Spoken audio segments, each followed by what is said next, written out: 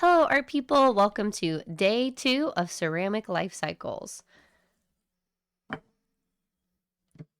I am constructing the base of my life cycle sculpture so that I can elaborate on the imaginative ideas in my sketches. We're going to actually use the coil method, so just take some of your clay off about this much, and we're just going to squish it like this. I call this like a cocoon shape, and we're going to roll this into a coil like so. If it gets flat on, see how it's kind of flat on the top and the bottom, you twist it and then go back to rolling it.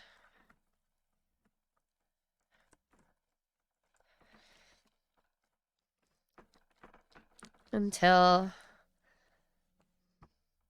it's kind of like a really long finger or a worm. And look at this. There was an air pocket in here. You see that? See how there was a spot? There was no clay, that little air pocket. So it's a good thing that we're doing this, because when you pull your clay apart to make the coil, you might be saving your clay. Okay, so anyway, now what we're going to do is roll this into we're going to roll this coil into what I like to call a cinnamon roll. So you take the end, take your pinchers, and you're just going to pinch it like that. So it's kind of like a letter J or like a hook. And then you just simply keep rolling it like this.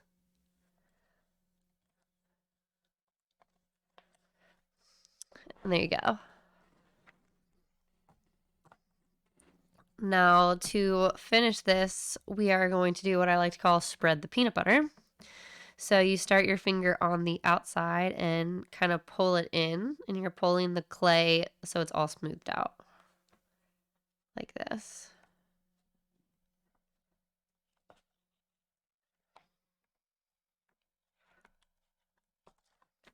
Kind of smooth that out. So now we just have a circle. So this is about as tall as your finger. Okay. And then we want this to be bigger, right? So you set it aside. And we're going to make another coil. So grab another piece of clay about this big and squish it into what I call the caterpillar shape. It's just kind of like a lumpy thing like this.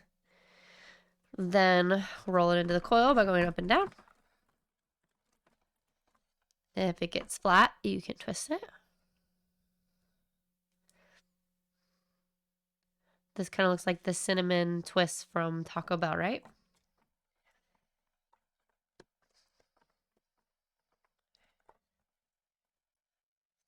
And again, you just go until it looks like a really long finger or a worm. And then right where you left off, it doesn't really matter if you start this where you left off, but right where you left off, you just kind of push that in there and then continue rolling it so it's a little longer. And then you spread the peanut butter again. So that's one piece.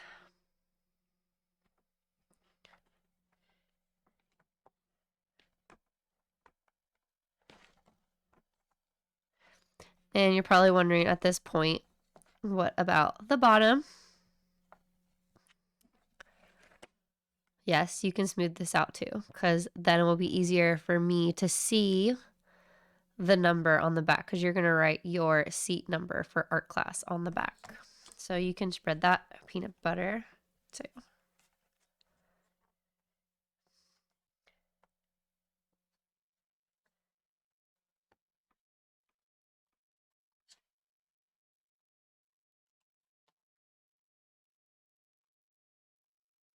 Notice how we haven't needed any water to smooth this out.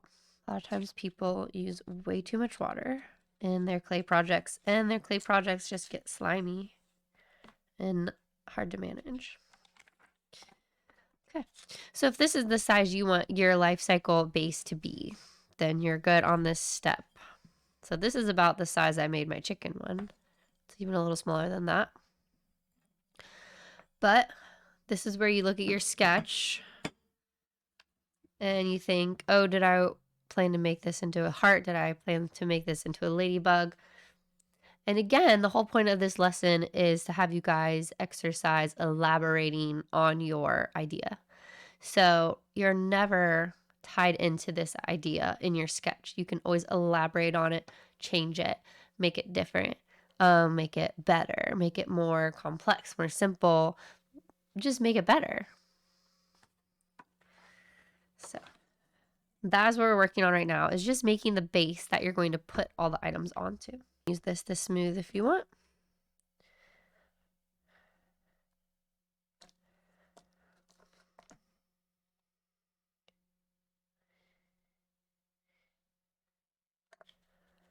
I'm going to add the head to my ladybug here. And I need to scratch the bottom, like where the two pieces of clay are going to be touching. So I'm going to put it here. So I scratched this part and this part, right? You just dip your finger in like this. Do you pour the water? No. Do you dunk the clay? No. Do you use the clay tool to get the water out? No. You just dip your finger in and you just tap, tap, tap, tap, tap on the scratches. We tap. Okay. And then what do? We stick it together. And then what do? Then we smooth it. Just like how we were smoothing the peanut butter, you do the same thing. Okay.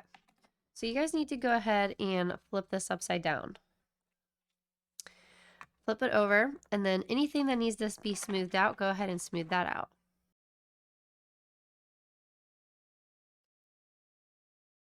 Okay, guys. So now I need you to write down your art class seat number. And you're going to carve it, which means taking it away. So there's two different types of strategies for working with your clay project, and that is additive, where you add pieces, like how I added the head to my my ladybug. And then there's subtractive, which is where we can carve things out. Carving is just taking away from the material. Anywho, you are going to carve out the number, your art seat number. So I'm going to put 25.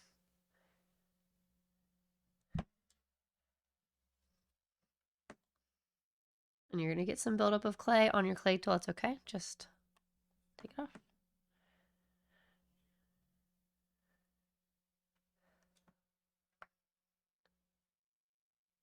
The bigger it is, the easier it is for me to read.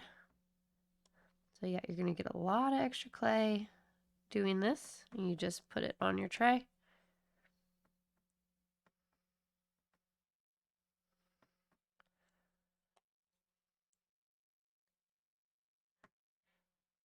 Okay. And now we are going to flip it back over. And you're going to do some more carving, if that is part of your design anyway. So I am going to carve the arrows. I really like that. And I'm going to leave space on each of, like in between each of my arrows, for my little pieces that we're going to start making next time. Next time we're going to start making the little figurines. So if you would also like to carve your arrows, or if you don't want to carve your arrows because in your sketch you want them to be sticking out, then that's fine, of course. But anything else you want to carve, I guess is what I'm trying to say, this is a good time to do that.